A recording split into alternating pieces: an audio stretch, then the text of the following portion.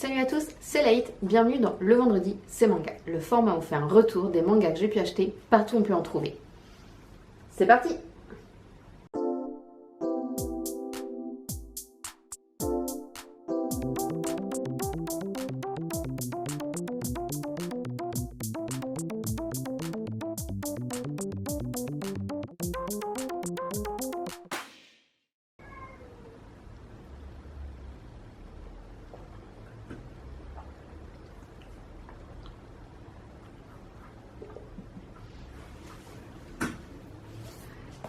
On va commencer avec le tome 1 de Laughing Under the Clouds. Alors ce manga, je l'avais dans ma wishlist depuis quelques temps et à chaque fois je repoussais l'achat et j'ai bien fait puisqu'actuellement il y a une offre à 4€ de découverte, donc j'en ai profité. Par contre, ici il y avait le sticker 4€ et quand on l'enlève, et ben bim, il y a un autre sticker qui celui-là est un peu plus compliqué à enlever donc je suis obligée de le laisser. On va continuer avec Dead Rock de Hiro Mashima. Alors, Hiro Mashima, je lis Fairy Tail, j'ai vu Fairy Tail, enfin voilà, c'est quand même un mangaka qui est hyper productif, qui fait beaucoup. Bon, après, j'ai pas encore lu Rave. Voilà, je sais pas pourquoi, j'ai pas franchi le pas, mais bon. Ce qui est assez intéressant, je trouve, c'est qu'il réutilise très souvent ses chara-design et même limite des fois on a l'impression qu'il réutilise ses personnages, donc c'est assez marrant de retrouver dans ses œuvres, de dire mais en fait ce personnage il me fait penser à un tel ou un tel, mais après pas mal de mangaka font ça aussi, donc, ils ont raison, quand ils ont un personnage ou un chara design qui fonctionne, autant continuer à l'utiliser, hein. Et donc ce qui m'a convaincu d'acheter Dead Rock, c'est pas tout le laïus que je viens de faire, en fait c'est parce que c'est une série en 3 volumes qui avait l'air assez sympa et qui mélange un peu tout type de mythologie, on va dire, puisqu'on va retrouver des inspirations du folklore japonais, de la mythologie grecque. Voilà, il y a beaucoup de choses dedans. L'histoire a l'air assez sympa puisqu'on rentre tout de suite dans le vif du sujet, puisque dès les premières pages, on connaît, on va dire, l'intrigue. Après, je le sais, mais je ne l'ai pas encore lu. Je le sais juste parce que c'est un review qui disait ça. Donc voilà, à lire et à voir ce que ça va donner. En tout cas, j'ai hâte de le commencer, j'ai hâte d'avoir la suite et de voir l'histoire complète pour voir où ça va mener. On va continuer avec le tome 7 de Oshinoko. Donc Oshinoko, je stagne un petit peu dans les lectures, même si là j'ai repris, enfin je suis pas du tout avancée, hein, j'ai dû lire genre 3 tomes pour le moment. Et en fait, je me suis rendu compte ce qui faisait que je stagnais beaucoup sur la lecture d'Oshinoko, c'est que j'ai regardé l'animé avant de le lire. Ou alors j'avais lu le tome 1 avant de regarder l'animé. Et en fait, là pour le moment, le tome 3, ça suit encore la saison 1 de l'animé. Donc ce qui fait que je crois que je m'ennuie un petit peu en fait à la lecture. C'est pour ça que j'ai du mal à vraiment avancer. Donc je persévère, je veux voir où est-ce que ça va mener. Surtout qu'en plus, il me semble que la fin a été annoncée prochainement. Donc c'est pour ça que j'aimerais bien me mettre à jour et savoir un peu ce qui se passe. On continue avec le tome 3 de Free Run. Donc comme je l'ai déjà dit, Free Run, j'ai lu jusqu'au tome 11. Je possède donc jusqu'au tome 1, 2, enfin le tome 1, 2 et 3 et le tome 12 en édition collector que je n'ai toujours pas lu puisque je voulais relire les 11 premiers tomes avant d'attaquer le tome 12. On va continuer avec un manga, je suis tombée complètement par hasard dessus, dans une boutique de seconde main. Donc c'est le manga Samurai Champloo. Alors déjà c'est le tome 2, je n'ai pas le tome 1, mais j'ai quand même sauté sur l'occasion de le prendre puisque à 2€ ça valait quand même le coup, sachant que c'est un manga qui a été arrêté en cours de publication. Voilà. J'ai pas trouvé les raisons exactes, il faudra que je les cherche pour savoir exactement. Mais voilà, alors je sais que bien évidemment c'est un manga qui est tiré de l'anime Samurai Champloo que j'avais vu à l'époque et que j'avais vraiment adoré. C'est par le même réalisateur que Cowboy Bebop, donc on retrouve ce lien avec la musique et l'univers. Là on se retrouve dans un Japon féodal. et avec un univers de musique hip-hop. Enfin, je sais que j'avais vraiment adoré à l'époque. Graphiquement, l'anime était vraiment chouette. Au niveau de la musique aussi, c'était vraiment hyper sympa. Et je désespérais un petit peu de trouver le manga et j'avais complètement occulté cette idée en me disant de toute façon je ne le trouverai pas, donc tant pis. Et là quand je suis tombée dessus, je n'ai pas réfléchi, je l'ai pris tout de suite.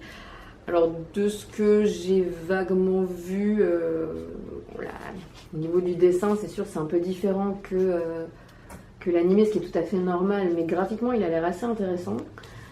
Et on va voir au niveau de l'histoire. J'avoue que j'ai regardé Samurai Champloo il y a très longtemps. Ça fait quelques temps que je me dis il faudrait que je me refasse tous les épisodes, sauf qu'il n'y en a pas tellement. Je crois qu'il y en a genre 26, je crois, 24, 26, enfin un peu plus d'une vingtaine en tout cas. Donc c'est quelque chose qui se regarde assez facilement, assez rapidement. Donc il faudra que je me refasse les épisodes. Le seul truc c'est que actuellement je ne suis plus en possession d'un lecteur DVD ou d'un autre appareil qui pourrait lire des DVD. Donc il faudra que je remédie à ce petit souci pour pouvoir les regarder. Mais bon, là n'était pas le sujet. Le sujet était que j'avais beaucoup apprécié Samurai Champloo, mais que comme je l'ai regardé il y a quand même pas loin d'une vingtaine d'années, puisque c'est un animé qui date de 2005-2006, ça ne nous rajeunit pas. Donc en fait je ne me rappelle plus exactement l'histoire, je me rappelle plus ou moins de trois protagonistes, d'un ronin, d'un ancien pirate et d'une serveuse, et ils partent en quête d'un samouraï qui sent le tournesol. Et en fait ça je m'en rappelle, enfin en fait non je ne me rappelle pas, je le sais parce que j'ai relu le synopsis, sinon je ne me rappelais plus du tout de l'histoire, enfin voilà, mais en tout cas j'avais beaucoup aimé, donc j'ai hâte de pouvoir lire, même si je pense que je vais lire le tome 2 sans avoir lu le tome 1, parce que de toute façon comme je connais déjà l'histoire et que c'est un manga qui a été arrêté en cours de publication et qui a été adapté de l'animé, on va dire que c'est pas grave si je lis le tome 2 et que je lis tout dans le désordre, parce que de toute façon l'animé est déjà complètement anachronique, alors autant l'être aussi dans la lecture. On va continuer avec un manga que j'ai cherché, mais vraiment très longtemps, puisque c'est un manga dont j'en ai pas vraiment parlé, je l'ai évoqué il y a quelques semaines de ça, puisque c'était le deuxième titre qui avait été plus que vivement conseillé par Sélection Manga, en plus du rêve de mon père. En fait, je cherchais désespérément depuis des semaines Space Brother. Donc j'ai profité, j'ai pris le tome 1 et le tome 2 dans la foulée parce que, vu comme j'ai galéré à les trouver, alors oui, je sais, j'aurais pu commander le tome 1 dans la librairie où je vais habituellement, mais je trouve que ça gâche un peu le plaisir, la quête du manga d'aller dans différentes librairies, dans différents lieux, différentes villes et chercher le manga en question qu'on veut. Alors certains, je sais qu'ils seront un peu plus compliqués à trouver, comme le rêve de mon père, je savais que j'allais pas forcément le trouver très facilement en librairie. Donc celui-là, je sais que il fallait le commander. Mais pour Space Brother, je me dis bon, c'est pas un manga qui est introuvable non plus, donc il devrait se trouver sans avoir à le commander. Et oui, j'ai enfin réussi. Donc voilà,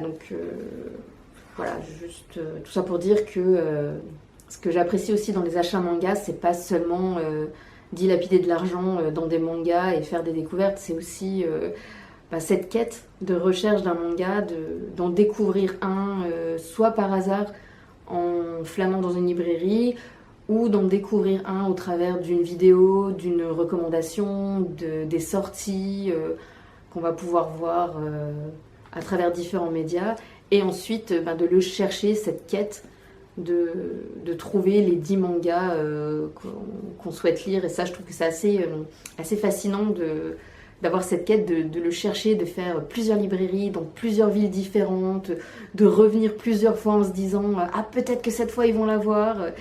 Et le bonheur aussi de enfin les trouver, parce que vraiment, j'étais comme une gosse quand j'ai trouvé. Et franchement, il y aurait eu plus que le tome 1 et 2, puisqu'en fait, il y avait un gros trou entre le 2 et le tome... je crois que c'était vers le tome 30, un truc comme ça. Il y aurait eu plus, je pense que j'aurais enchaîné, j'en aurais peut-être pris 4 d'affilée, parce que je sais que je ne vais pas forcément retourner tout de suite dans cette librairie et que je vais être un peu déçue de pas avoir la suite. Mais bon, après, maintenant que j'ai rempli mon début de quête à les trouver directement sans avoir recours à la commande, peut-être que cette fois je les commanderai. On verra. Ensuite, on va continuer avec le classique qu'on retrouve quasiment toutes les semaines, le tome 25 d'Hunter x Hunter. Alors j'avoue que là, quand j'ai vu la couverture avec Komugi dessus, j'étais un peu... Bon, est-ce que je le prends pas, sachant que je suis pas à jour.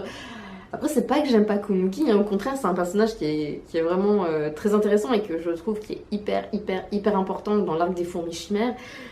Mais je sais pas, j'étais un peu... J'étais pas très hypée, alors que la couve elle est vraiment chouette, hein. Mais voilà, bon, pour la petite histoire de la couverture. Mais bon, bref, je l'ai quand même acheté, j'étais quand même convaincue parce que de toute façon, il faut quand même que j'avance dans Hunter x Hunter. Et puis, comme je l'ai dit, Komugi c'est quand même un personnage qui est super intéressant. Donc, puis, j'allais pas ne pas acheter le tome 25 et passer directement au tome 26, ça avait aucun sens.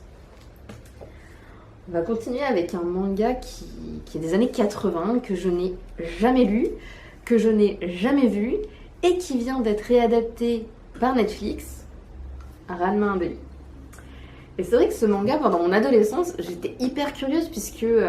alors, j'étais pas adolescente dans les années 80 non plus, hein, mais c'est un manga qui, pourtant, date des années 80 et qui est resté populaire pendant de très nombreuses années, voire même décennies.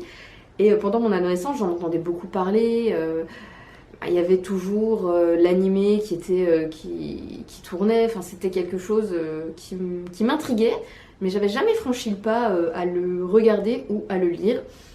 Et là, complètement par hasard, dans la librairie, je l'ai trouvé. En tout cas, j'ai trouvé le tome 1. Et je me suis dit, bon allez, cette fois, on se lance. Et on va lire Ranma 2. Ah bah tiens, c'est déjà la fin. On arrive au dernier manga acheté. Donc le dernier que j'ai acheté, c'est le tome 2 de Nana. Donc je n'ai toujours pas lu le tome 1. Voilà, je sais pas pourquoi je traîne à ce point à le lire. Mais je me suis dit que j'allais me faire une carotte en achetant le tome 2. Peut-être que je me déciderai enfin à lire. Et c'est un peu bête que je me décide pas à lire. Parce que c'est un... En tout cas, l'animé, j'avais beaucoup aimé. J'aime beaucoup le trait de Ai Yazawa. Enfin, c'est... Puis c'est un peu un... En tout cas, je pense que Nana est un grand classique dans le manga, donc c'est un peu bête que je passe à côté, que je l'achète et que je le lise pas. Donc il va vraiment falloir que je me décide à lire. Voilà. Bon, et bien c'est tout pour aujourd'hui et c'est déjà pas mal. Donc je vous dis à vendredi prochain pour un autre. Le vendredi, c'est manga. Salut! En petit bonus, j'ai de la compagnie. Voilà. Il y en a une qui est super bien installée, qui en profite. Oh, c'est bien là. Oh, oui.